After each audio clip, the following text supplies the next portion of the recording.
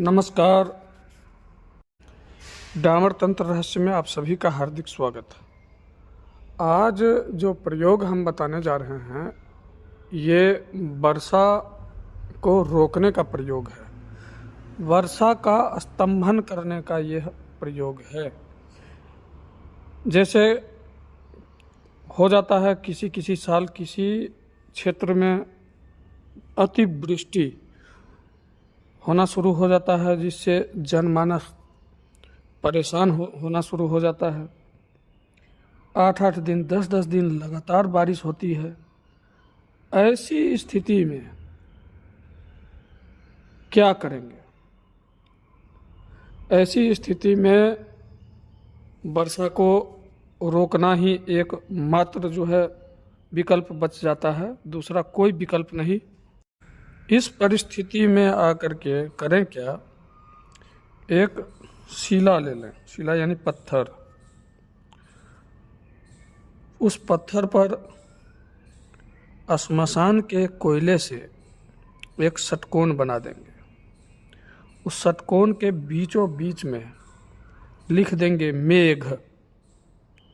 मेघ लिख देंगे और बाकी षटकोण के सभी कोन में हलरेम हलरेम हलरेम लिख देंगे। बगलास्त्र बीज मंत्र बगलामुखी का लिख देंगे। हलरेम, हिलिंग नहीं लिखना है, यहाँ हलरेम हलरेम हलरेम ऐसे लिख देना है। और उस पत्थर को सामने रख करके 11 माला इस मंत्र का जाप करेंगे। ओम हलरीम बगलामुखी मेघस्य वाचं मुखं पदं गतिं स्तंभय जिह्वां कीलय बुद्धिं विनाशय हलरीम ओम स्वाहा।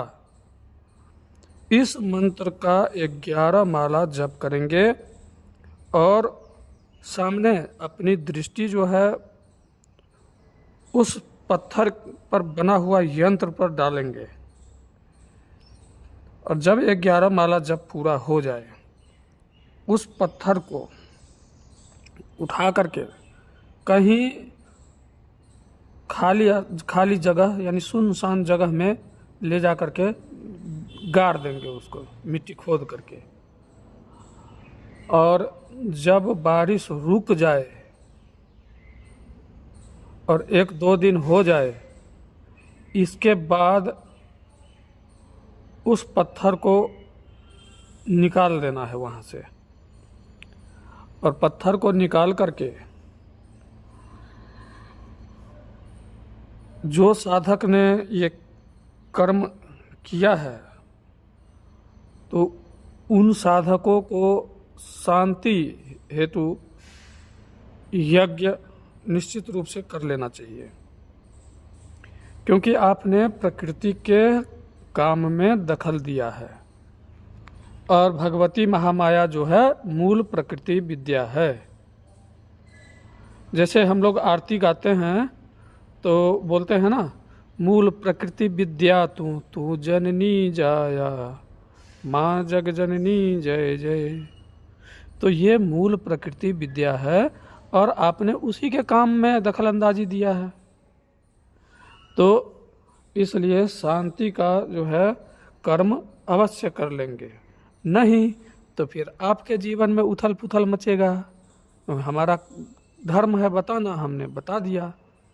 अगर ये कर्म करके सीधा अपना छोड़ देंगे कि हाँ हो गया, हमारा मतलब निकल गया, और शांति कर्म अगर नहीं किए तो आपके जीवन में निश्चित रूप से भूचाल मचेगा। ठीक ना? क्यों? क्योंकि कर्मों का फल तो भुगतना ना पड़ेगा बाबू। इसलिए शांति कर्म और उसके साथ साथ दान, यानी कि गौ सेवा, दान, बेसहारा असहाय आदमी को जो है भोजन कराना, और शांति कर्म यानी कि गायत्री का जाप और गायत्री का हवन, और फिर बगलामुखी का भी जो जाप होगा और हवन होगा, वो घी गोघृत और चंपा फूल से हवन और काला तिल, मात्र चंपा फूल और काला तिल और गोघृत से हवन से तभी जा कर के ये संतुष्ट होएगी और शांत होएगी। तो कोशिश तो करें कि ऐसा जो है प्रयोग ना करना पड़े। अगर जनमानस के कल्याण के लिए आपने यह प्रयोग किया है तो इसके बाद शांति का ये कर्म जो है आवश्यक हो जाता है। तो स्वस्ति वाचन वगैरह का पाठ, शांति पाठ, ये सब निश्चित रूप से कर लेंगे। स्वस्ति वाचन यानी कि ओम स्वस्ति न इंद्रो वृद्धश्रवाः स्वस्ति न पूषा विश्ववेदाः। तो ये वेद का पाठ है। जो यज्ञोपवीत धारण करने वाले जो हैं वही ये पाठ कर सकते हैं, अन्यथा स्त्री तो बिल्कुल नहीं करेगी। क्योंकि इसमें शुक्ल यजुर्वेद का बहुत सारी ऋचाएँ हैं जिनको स्त्रियों को पाठ करना वर्जित है, क्योंकि वे यज्ञोपवीत धारण नहीं करती।